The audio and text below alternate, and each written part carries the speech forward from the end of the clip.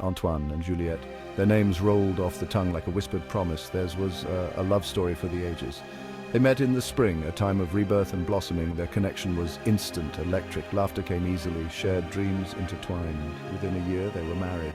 Their early years were blissful. They built a home, a life together. Juliette, a florist, filled their home with vibrant blooms. Antoine, a writer, filled their lives with stories.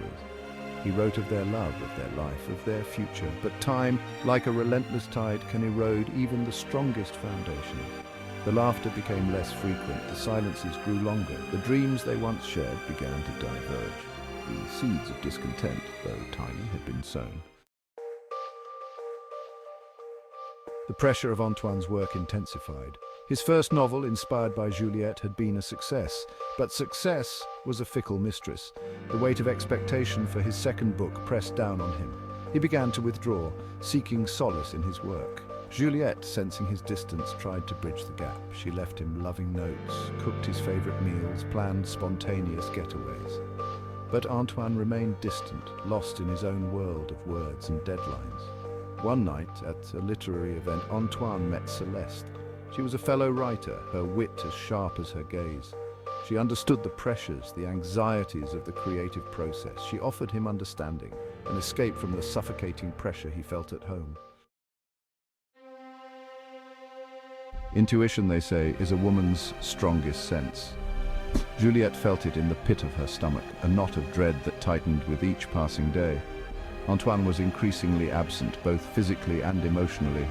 When he was home, his eyes held a distant look, a look that did not include her. One evening, while Antoine was working late, Juliette discovered a misplaced scarf. It wasn't hers. The scent that clung to the fabric was unfamiliar, intoxicating, and utterly heartbreaking. It was the scent of betrayal.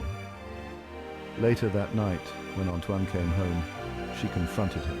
His silence was confirmation enough. The words, when they finally came, were halting, choked with guilt and shame. He tried to explain, to justify, but the damage was done. The world, as Juliette knew it, shattered. The pain was unbearable. It was a physical ache, a crushing weight that made it hard to breathe. Juliette felt lost, adrift in a sea of anger, hurt, and betrayal. How could he? How could the man who had promised her forever betray her so completely? She couldn't bear to stay in the home they'd built together. Every corner held a memory, a whisper of their shattered love. She packed a bag, her movements mechanical, her heart numb. Before leaving, she placed a single red rose on his desk, a symbol of their love, now stained with the blood of his betrayal. Leaving Antoine was the hardest thing Juliette had ever done, but staying, she knew, would destroy her.